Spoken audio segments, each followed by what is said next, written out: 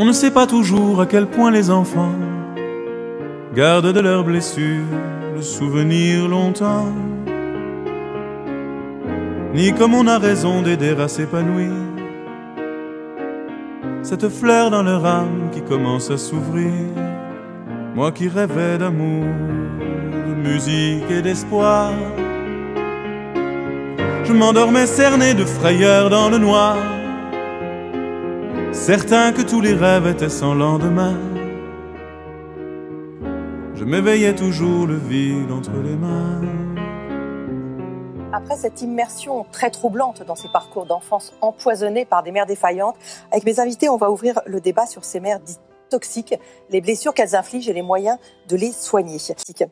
Geneviève, on a entendu dans le documentaire le témoignage de Sylvain, qui a passé son enfance en pensionnat, qui a subi les reproches, les violences de sa mère. Vous vous reconnaissez dans ce qu'il raconte, dans ce parcours ? Je reconnais la souffrance due à l'internat, parce qu'on ne comprend pas à 12 ans pourquoi on vous enferme. Donc vous avez été mis en internat à 11 ans, à 12 ans, voilà, oui. Alors vous habitiez à 25 km et qu'il y avait un bus scolaire qui passait le matin et le soir. Donc c'est vrai que vous comprenez pas, mais c'est comme ça, c'est les parents, ils ont autorité, puis on discute pas. Mais vous pensiez quoi, qu'on vous abandonnait, qu'on vous aimait pas ? Oui, voilà, ça a été l'abandon, oui. C'est pas une histoire d'aimer ou pas aimer, j'avais pas cette notion, on n'a pas cette notion à cet âge-là. Mais on est abandonné. Pourquoi ma copine Dominique, elle rentre tous les soirs et moi je suis là à manger avec tous les autres enfants et pourquoi je suis dans un dortoir de 50 alors vous pourriez être chez vous. Alors que je pourrais être chez moi. Et même si j'avais pas l'affection que je souhaitais à la maison, mais ça c'était inconscient. Je ne savais pas encore à l'époque que c'était ça. Mais bon, voilà, on a cette impression. J'entendrai toute ma vie la porte en bois qui se referme derrière moi, une grosse porte cochère. La porte du pensionnat ? Oui. Et je l'entendrai toute ma vie. C'est un son qui vous bloque. C'est fini. Quand vous rentriez chez vous quand le week-end ? Oui. À ce moment-là, est-ce que votre mère vous exprimait malgré tout son amour ? Vous disiez qu'elle vous aimait ? Vous disiez comment ça se passait ? Qu'elle était heureuse de vous retrouver ? Jamais. Ça n'était que des reproches. Des reproches de quel genre ? Tu te rends compte, tout le linge sale et t'as pas trié comme il fallait. Enfin, c'était des trucs, c'était des reproches incessants. Et tes notes, et si, bon, d'accord, les notes, on dit rien. Mais c'était des reproches incessants. Donc, je n'ai jamais rien fait de bien à ses yeux. Jamais. Même maintenant, je ne fais rien de bien. Bon, et c'est comme ça. Il y avait aussi de la violence physique ou pas de la part de votre mère ? Ah, c'était la Lucky Luke de la gifle. Elle dégainait plus vite que son ombre. Mais à quelle occasion ? Je peux vous donner un exemple qui me restera aussi toujours. Il y avait un conseil des parents. Bon, donc elle sort et je prends une gifle.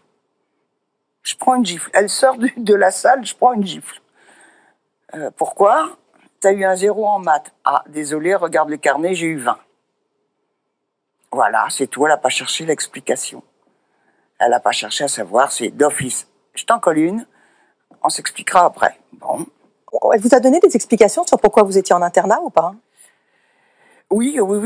C'est ton père qui le veut, alors que mon père avait fait 5 ans d'internat, lui, et qu'il en a été malheureux. Donc, il savait très bien. Mais l'éducation, c'était le domaine des femmes. Et les pères ne s'en mêlaient pas. Il n'était pas question qu'ils s'en mêlent. Donc c'était, elle n'avait que ça en fait comme identité, les fourneaux et l'éducation des enfants. Quand est-ce que vous avez réalisé que ce comportement qu'elle avait avec vous n'était pas normal ? La première fois que j'ai réalisé, c'est une histoire que j'ai racontée à ma tante l'autre jour. C'est quand j'étais enfant, j'avais 8 ans et j'allais en vacances chez ma grand-mère et ma tante habitait à 10 mètres. Donc je montais voir mes cousins tout de suite. Et mon petit cousin, puisqu'il a 9 mois de moins, c'est donc toujours le petit cousin, sa mère lui avait tartiné mis le beurre sur les tartines et tout. Et je le revois toujours tendre sa tartine et dire « Maman, tu ne m'as pas mis de beurre ici ». Et elle lui dit « Oui, mon tout petit, tu as raison ». Et remettre du beurre. Et moi, je me dis, pourquoi moi, elle me fait pas ça à la mienne ? Vous ressentiez quoi ? un manque, quelque chose qui... Sûrement. Mais c'est inconscient quand on a cet âge-là.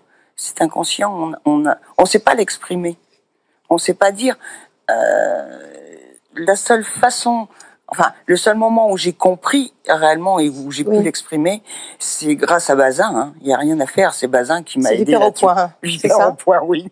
Qui effectivement raconte son enfance maltraitée avec sa mère extrêmement violente et c'est ça qui vous a dit. C'est ça qui vous a dit quoi, que finalement on n'était pas obligé de respecter, d'aimer sa mère, voilà. C'est ça. Oui. C'est violent comme découverte. Oui, ça. Mais ça, on essaye d'étouffer quand même ça pendant un certain temps. On essaye. Après, ma foi, on fait avec. Et puis après, moi, j'ai eu la chance de monter à Paris et de redécouvrir une deuxième famille avec mes beaux-parents, enfin mes ex-beaux-parents. Et j'ai phagocyté leur tendresse, leur amour. Et puis, vous l'avez pris. Voilà. Alors, oui, je l'ai absorbé complètement.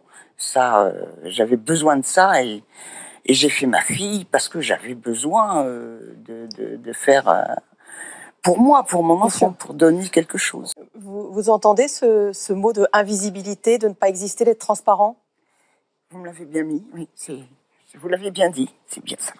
C'est ça qu'aujourd'hui vous analysez C'est tout à fait ça, oui. En fait, c'est pas une vraie transparence, parce que vous êtes une transparence que pour avoir... vous êtes transparent quand vous faites quelque chose de bien, mais évidemment, si vous faites un pas de travers, vous n'êtes plus du tout transparent. Mais oui, vous avez trouvé Oui, c'est votre métier, mais bien. D'abord, est-ce que vous avez hésité à devenir mère et est-ce que vous avez eu peur de reproduire ce que votre mère avait fait? Non, quand j'ai découvert que j'étais enceinte, mais j'étais la reine, j'étais heureuse, je l'ai faite pour moi, ça s'appelle pas autrement, je l'ai pas faite pour elle, je l'ai faite pour moi. Mais il y a une dame un jour dont j'étais avec elle dans les bras et je l'embrassais comme toutes les mères de famille, enfin, devraient faire. Et la dame me dit arrêtez, vous allez la manger. Mais oui, je donnais tout ce que j'ai pas eu parce mais que. vous n'aviez pas peur. Non. De la façon dont ça se passerait quand elle serait là. Ah non, je me sentais solide. Je me sentais. C'était elle qui était comme ça, mais c'était pas moi. Mais est-ce que vous étiez déjà, pour le coup, très consciente du fait que jamais vous ne la gifleriez, que jamais elle n'irait en internat, jamais que vous reprendriez pas. Ça, c'était un truc qui était inéluctable. Jamais d'internat, jamais une gifle. Et il n'y a jamais eu d'internat, il n'y a jamais eu de gifle. Il y a eu une tape sur les fesses. Mais parce que j'ai eu avec peur. La couche? Oui, avec la couche, mais parce que j'ai eu peur. Ça, je reconnais. Et j'ai toujours fait attention. C'est ce que j'aurais aimé qu'on fasse. Quand j'ai pu punir à côté, j'ai pu être, j'étais pas parfaite non plus. Mais quand je me rendais compte que ce que je faisais, c'était pas juste, j'allais la voir, je lui disais, ok, ce que je t'ai fait, c'est pas bien. Enfin, ce que je t'ai puni, c'était pas bien.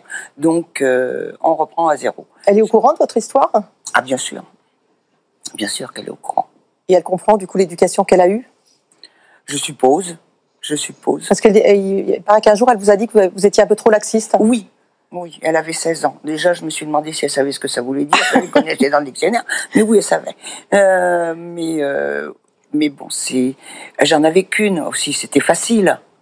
Si vous en avez 10, vous ne pouvez pas être laxiste. Et justement, pourquoi une seule? Vous auriez eu peur de ne pas les aimer pareil? Oui. C'était une crainte, ça? Oui. Toujours. Je me suis toujours dit, je ne pourrais pas donner à 2 ce que je donne à 1. C'est tout. Mais je ne suis pas sûre d'avoir donné ce qu'il fallait comme il fallait non plus. Aujourd'hui, votre mère a 88 ans. Elle, ça avait été une enfant maltraitée. Oui. Elle se justifiait comme ça ou pas? Est-ce qu'aujourd'hui, vous en parlez avec elle de votre enfance? Alors, elle, à 88 ans, elle commence un petit peu à rabâcher toujours les mêmes trucs. Mais c'est vrai qu'elle est toujours sur cette enfance malheureuse, très malheureuse. bon, elle ne me l'a jamais expliqué comme ça, mais à l'époque, j'aurais peut-être pas pu le comprendre non plus. Oui, mais est-ce qu'aujourd'hui, elle vous dit, voilà, j'ai eu tort, j'ai reproduit? Non, elle est dans le déni. C'est pas vrai. C'est pas vrai. Elle a été une mère parfaite. Bon, bah écoute, si tu veux, si tu veux. Je crois que même si ça fait du mal quand même quelquefois, il faut avancer, il faut changer, plus toujours rabâcher ça. Le passé, c'est le passé. On efface. Enfin, on peut pas l'effacer, mais au moins on va de l'avant. On pense à autre chose. On a des enfants, et puis on a une autre vie. Il faut faire autre chose. Mais vous continuez à la voir. Hein. Je continue à la voir. Pourquoi? Parce que j'ai cette imbécile idée de devoir filial. Et que même si je vais plus le faire en me rapprochant parce que elle ne nous supporte plus, mais je vais quand même m'en occuper par téléphone. Je téléphonerai aux services sociaux et pour qu'on s'occupe d'elle, enfin pour savoir comment elle va et tout. Mais aujourd'hui, comment ça se passe quand vous la voyez? On la fatigue. Enfin, non, on l'énerve toujours autant finalement. On l'énerve toujours autant. Je me couche à 5h30. Tu regardes pas la télé parce que ça consomme de la lumière, tu prends pas ta douche tous les jours, bon bah voilà. Mais bon, bah on n'y reste pas longtemps, c'est tout. Vous l'aimez? Non. Non. Je sais même pas si je peux dire que j'ai de la tendresse. Je peux même pas le dire. C'est comme ça. Pour vous, c'est important de pouvoir, pour avancer, parfois pouvoir dire non, je l'aime pas. J'avance, mais j'aime pas une mère qui a été toxique. Je crois que c'est important. D'abord, pour aimer quelqu'un, il faut savoir ce qu'on n'aime pas en lui. Aimer quelqu'un complètement, c'est dans les moments... de début de rencontre. Voilà. Mais je crois que aimer quelqu'un, c'est connaître aussi. Et pour pouvoir... il faut pouvoir dire non, effectivement, dire non, qu'on ne l'aime pas finalement. Alors ça peut être un autre sentiment d'humanité, d'un certain prétexte. Voilà. Mais l'amour, ça, il y a un côté très mystérieux dans l'amour qui reste. Quoique la psychologie, les psychologues, les psychanalystes ont voulu un petit peu désenchanter l'amour. Il y a quelque chose d'un peu mystérieux, aussi bien dans la vie que dans l'amour, qui reste là et qui fait la force un petit peu de ces histoires. Donc je crois que effectivement être capable de dire non, c'est être capable de dire non à une relation. Ça a été dur d'arriver à ce chemin pour vous dire que accepter l'idée que vous ne l'aimiez pas? Oui, c'est difficile, c'est long, c'est beaucoup de lectures aussi. Il y avait Jules Vallès, il y avait il y a beaucoup de lectures, mais il y a aussi, je vous dis, beaucoup de lectures pour vous autoriser à arriver à ça. Bien sûr, mais il y a aussi tout l'amour que vous donnent les autres. Il faut. Vous en avez pris, vous. Hein. Ah oui. Tout ce qu'on vous donnait. Hein. Ah oui, tout. Bon, mon mari, mon enfant. J'ai eu des beaux-parents qui, bon, voilà, mes deux maris ont eu des parents qui ont été extra avec moi. Et oui, je disais phagocité, mais ça s'appelle pas autrement. Hein. Et j'en avais besoin. Et je les remercie de tout ce qu'ils m'ont donné.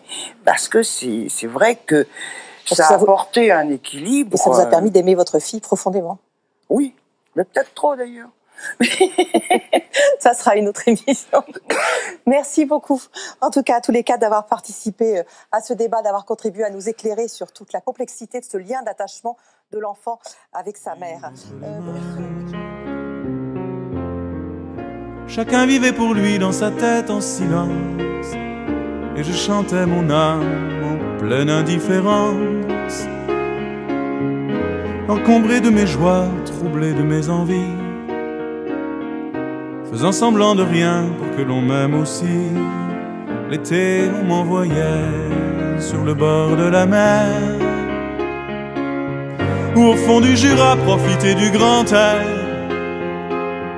écrire à mes parents que je m'amusais bien,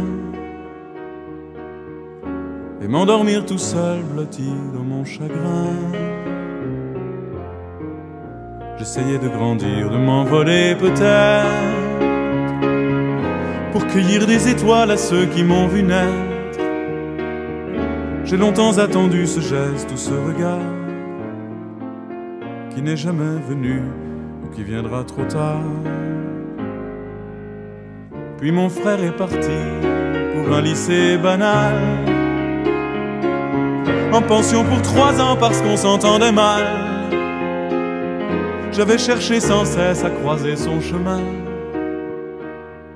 sans jamais parvenir à rencontrer sa main.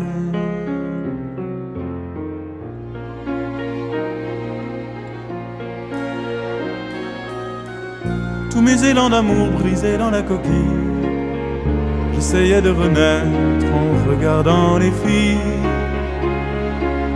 Aimer c'était malsain, pervers ou malséant. Pourtant c'était si doux, si tendre et si troublant. Aujourd'hui j'ai grandi, mais le silence est là, menaçant qui revient, qui tourne autour de moi. Je sais que mon destin c'est d'être heureux ailleurs, et c'est vers l'avenir que j'ai ouvert mon cœur.